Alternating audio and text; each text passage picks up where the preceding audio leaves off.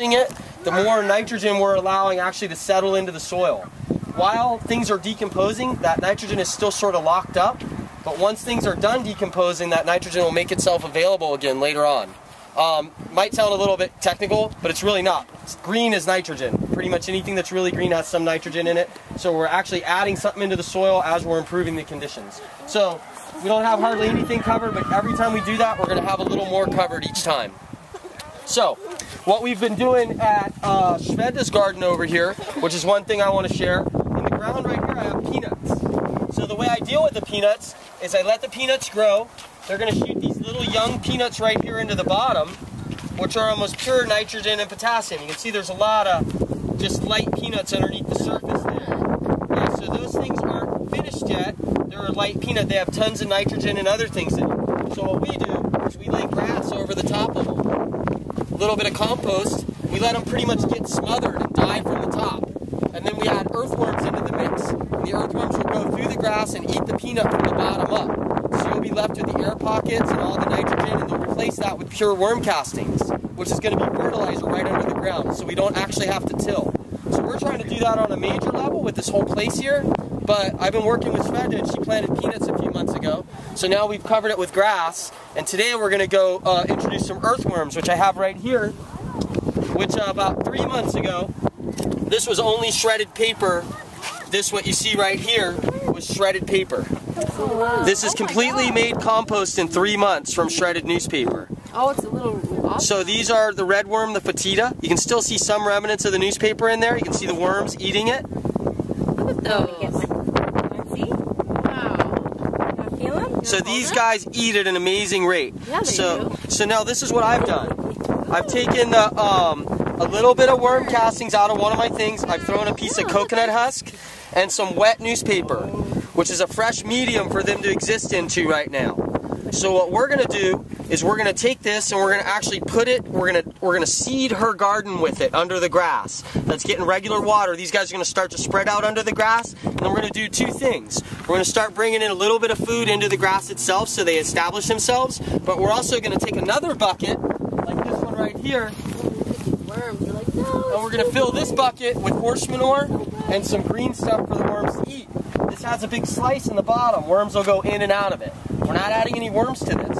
We're adding the worms to the garden, and then we're going to sit this in the center. What will happen is the worms will migrate out of that all over the place. They'll go into the bucket, eat the food, bring it back out into the garden. They'll leave worm castings in the bucket as well. So you're going to have this bucket sitting in the grass there. It'll be the feeding station for them. So I'm just going to show you a real simple way to establish a feeding station and establish worms in your garden where they'll go in and out of the bucket. And all you'll ever have to do eventually to feed your garden is take this bucket, dump the worm castings out, fill it up with fresh manure and compost, put a lid on it. The worms will go... Oh, well, the stuff you take out of here that's the worm castings, you dump that into your garden. You just dump it into your garden. They're going to be in the garden. And then when you fill this with food again, as soon as it gets to the point where they want to eat it, they're going to go right back into it and bring it right back into the garden. And they're going to live in your garden, and their numbers are going to increase exponentially, and then they're going to start spreading out to everybody else's garden around you. But if we all did this, if we only seeded 10 plots intermittently in here, in 6 months, just from the decay in people's gardens already in the old roots, this whole entire garden will be inundated with these worms. So the more people we can get to use the worms in their garden, and if you have a bin at home, then we're establishing them. Got to our garden. Yeah, they are. They're migrating. We have worms. If we're harvesting, what if we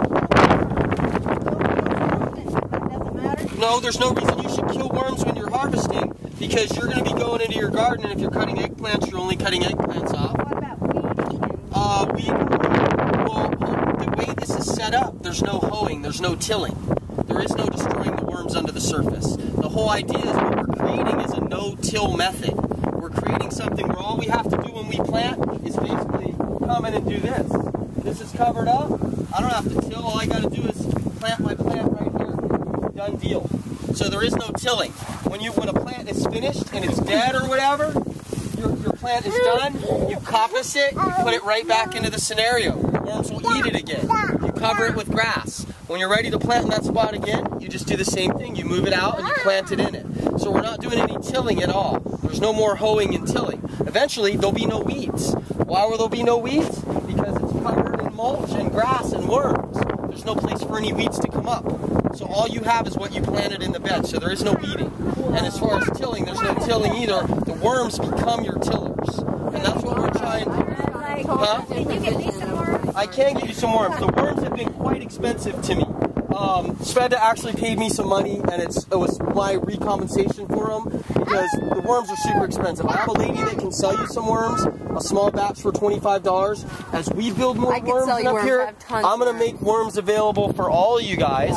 I would also suggest that if you have extra worms, bring them in so we can increase our numbers. I don't want anybody to have to buy worms. We're all going to get them out of here in the next few months. So if you're patient with me, and you can see it, there was a process to letting the worms go in her garden. It started out months ago when I said to plant peanuts. So we planted peanuts. After the peanuts came up, we cover them with grass and we let them die. Then we introduce the worms to eat them from the bottom up. So that's the process of it. If somebody just has a garden and they're tilling and they're saying, oh, I want to let worms in it, I'm going to tell them, no, that's not the way it works. If we're going to put the worms in there, let's do it through the due process. Okay, and what if we have live plants in there? What will the worms do to those same beets? They're going to just nourish them. They won't eat the beets? No, they won't eat the beets. They don't eat any living material. They only eat dead material. They wait for it to break down. What they actually eat is called detritus. And it's actually a type of mold and fungus, a breakdown material when the enzymes start to break it down. So if you have an existing garden and you want to add worms into it, you can't just have bare dirt like this. You need to start mulching it. And you still need to start a protocol so that your worms will live in the garden and be alive. If you just have bare dirt and you have a garden, you can take a bucket like this with holes in the bottom, seeded with a colony, and you can introduce that, and then slowly but surely mulch, and they're going to go out of the bucket to the mulch and get the same process of what we're doing here. How big the holes are. So this is what I'm going to do in this as well. We've been making compost here for a while. I'm going to get a shovel, and I'm going to put some half-done compost for the worms to eat in the seed bucket, I call it.